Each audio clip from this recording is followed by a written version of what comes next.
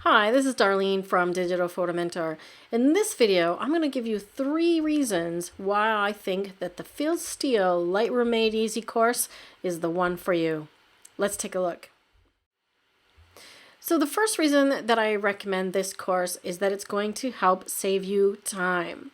There is a lot of information online on how to learn Lightroom. You could make articles or videos on YouTube, and a lot of it is available for free. Don't get me wrong. There's a lot of great articles and tutorials out there, some on my very own site, Digital Photo Mentor. The challenge is finding what you need to know when you need to know it, all in the same place. I find that often you'll get some great videos on YouTube, but that instructor doesn't cover one thing that's missing, and you need to know that one thing. So then you got to go find it from somebody else, and maybe their teaching style is different. You can't relate to them. Okay, so the advantage of having one course that will teach you everything you need to know is you don't have to go anywhere else. You don't have to spend hours searching for that stuff, and that information is all in one course. So that's the first reason. The second reason is that you want to find an instructor that is going to teach in a way that is relatable and that you can follow. And my recommendation is Phil Steele.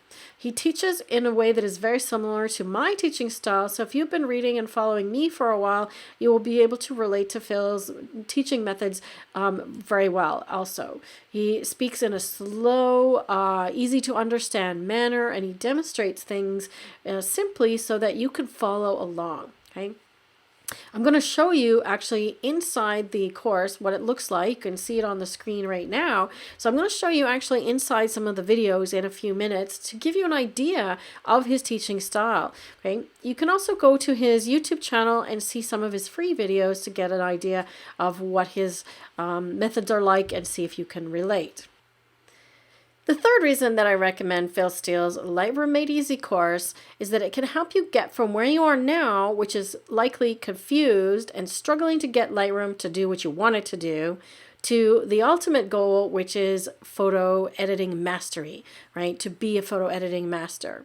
So that step that I mentioned is to master the software of your choice. And if for you that's Lightroom, then I highly recommend this course. In addition to that, a couple of bonus reasons that I would recommend this course for is it gives you a 60-day money-back guarantee. So if you have looked at other courses and you're really not sure, maybe you've even purchased other ones and they weren't so great, you can buy the course and check it out. And if you decide that it's not for you, you've got 60 days to ask for a refund. The other reason is, I'm just going to scroll down here a little bit, that you can see the course was originally created using an older version of Lightroom. So that has 2 benefits actually. You may think that that's a detriment, but actually if you're using an older version of Lightroom, you'll be able to relate to the videos easier. And Phil has also added updates. So every time there is a new update to Lightroom, you can see that he's added some new videos. So you can see there's Lightroom 4 updates here, Lightroom 5 updates, and Lightroom CC Classic. Okay, so as new features are added or things change in Lightroom, Phil adds new videos to the course, and those are absolutely free. Once you purchase the course, you get those as well. Right? So this is a course that is going to take you as far as you want to go in Lightroom into the near future. So let's take a look at a couple of the videos that I mentioned and see how Phil is doing the teaching. Right? So I picked out a couple for you that I thought were fairly representative of the course, and I'm going to play a couple of minutes of each of them for you. So it'll give you a really good idea of whether or not you can understand how clear the videos are. And I'm going to pause at a couple points and mention a couple of things that are different here than what you may see in some other videos. So let me start this one. This video is on culling your photos in the library module. Okay, so let's take a look at what Phil says about culling your videos. I'm just going to put it on full screen for you and see what you think. All right, let's start talking about how we would edit down a photo set like this. Now, generally, we have 2 broad goals when we're going through a photo set. You want to delete the bad photos that are just wasting disk space, and you want to identify the best ones so that you can either share them or show them to a client or something. Now, you may want to get a little more refined. Let's say maybe among the best ones, you want to rate them according to some kind of scale as to how good they are.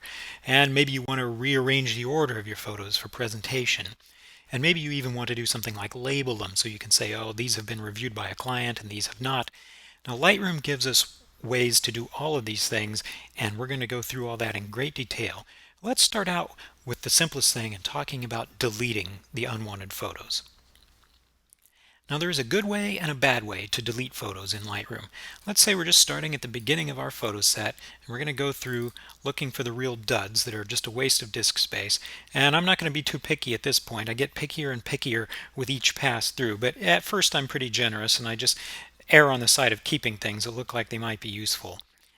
And I'm going to delete this one because I don't like the way the guy's arm is in front of his face. So one way I could delete it is just to hit the delete key on my keyboard. And you can see if I do that, Lightroom prompts me and says, you're going to delete this. Do you want to delete the photo from the disk, or do you just want to remove it from the Lightroom catalog? And if it's a real dud, I would pick delete from disk.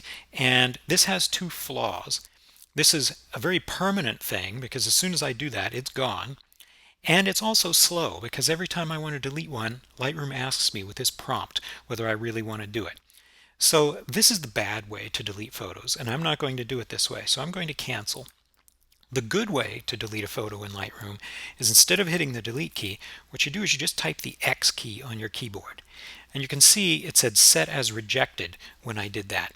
And what that means is Lightroom now has marked this as being a rejected photo, but it hasn't gotten rid of it. And you can tell it's rejected down here in the film strip. Suddenly you can see the thumbnail. I just wanted to pause right there. Notice how Phil does this little zoom in on a couple of things when he showed you earlier about deleting the photo. Just magnify something on the screen, because if he's showing your the entire screen, the words are very small and you're not able to read it. So if you've watched other tutorials where you're trying to follow along and you can't really see what they're doing or what they're clicking, every time he's showing something that it may be small, there's going to be a zoom in. So that is a really great feature to have in a tutorial video like this. Let's continue.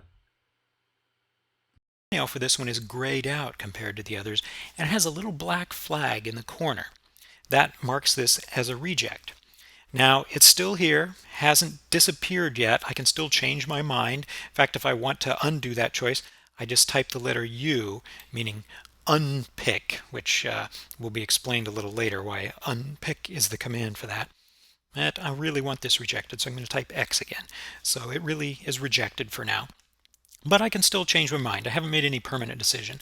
So as I'm going through, this is a very fast way. I don't have to answer that little prompt each time about whether I want to delete it. I just type X, it gets marked as a delete. So I'll just keep going, see if I find some more. That one, I don't like the way this guy's arm is in the front, so I give it an X, it's rejected. And I'll go till I find another one here. I don't like that one because the one kid leaned in front of the other, so I'll give that one an X. Now let's say I had gone through my whole photo set and it was time for me to really permanently get rid of these rejects. Now I usually don't do this till the end because I want to be sure of what I've got and I want to be able to sort of think through what I'm really going to get rid of. But just to illustrate how it's done, we'll do it right now to get rid of these three. So there are a few ways you can do this, but here's one quick way. You can see down here on top of the film strip, there's this little command called filter. And to the right of that word, there are three little flags. And the rightmost of those flags is the one that means the rejected photos. So right now I'm just going to click on that to filter this to show me only my rejected photos. And now you can see my film strip shrunk down and it's only showing me those three photos. If I went to grid view, it's the same thing. It's only showing me those three.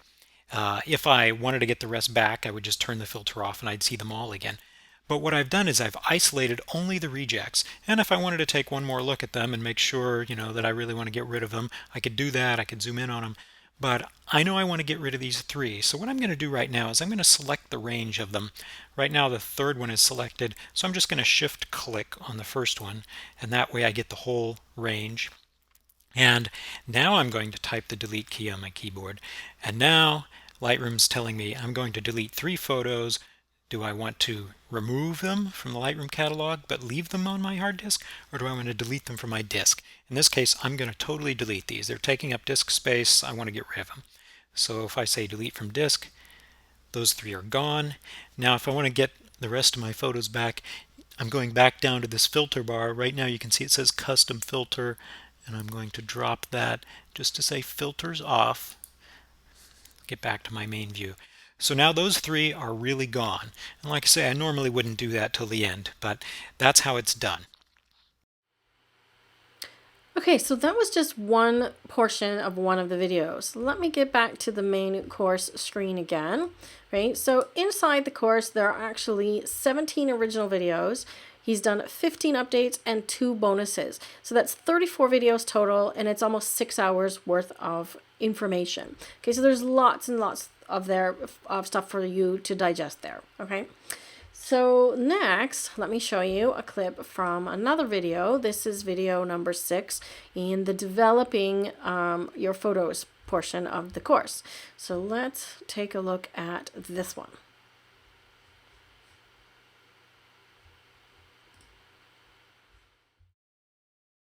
And of course, one of the greatest advantages of working in Lightroom is, as we discussed in the introductory video, is the fact that we are making non-destructive changes to these images. Your original image is safely stored away on your hard disk, and all of this editing that we're going to do in Lightroom is being done on a copy of the photo that only exists in Lightroom's memory, in its database. And the changes that we make are not changes to that original photo, but they're really just a series of instructions that are stored in Lightroom's database describing all of the changes we made to the photo. And if you want to see the history of those changes, you can see at any time. In the left panel of the Develop module, you'll see a subpanel called History. And if we open that up, you can see everything that you've done to this photo from the moment it was first imported to Lightroom, back at the very beginning of its history here, and then sequentially everything you've done since then.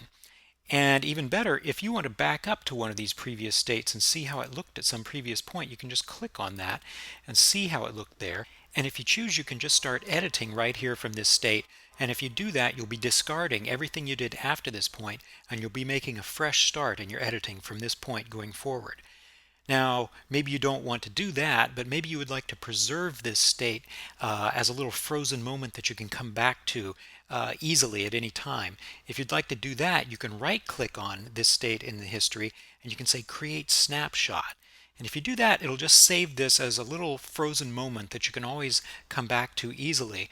And you can give it a name. I'll just let it create the name that it wants to create.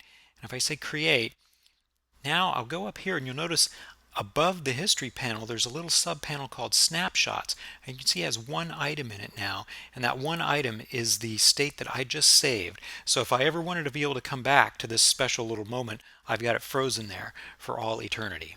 So what else do we have over here in the left panel of the Develop module? We've looked at snapshots and history. I'm going to close those up to get them out of the way. And you can see we have collections over here, which you're familiar with from the earlier videos. And in this case, you can see I made a little collection containing the photos that I intend to use as we talk about the Develop module.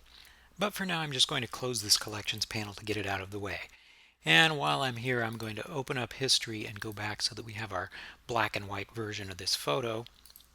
And now we can discuss the final panel on the left side of the Develop module, and this is the one called Presets.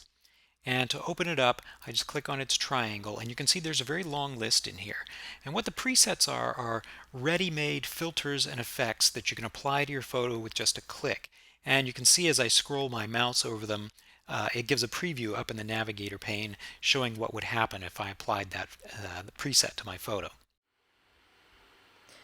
All right, so with that, that should give you a pretty good idea of what the course is like and whether or not it's for you. So if you've already decided that you want to grab this course, hang on, because I've got a special offer for you.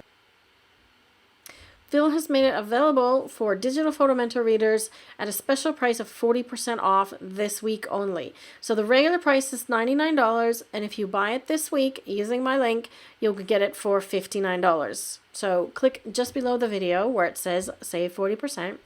Not only that, I am going to sweeten the pot a little bit more. So if you still haven't decided, if you're still not sure, and that's not quite enough value for you, there's more.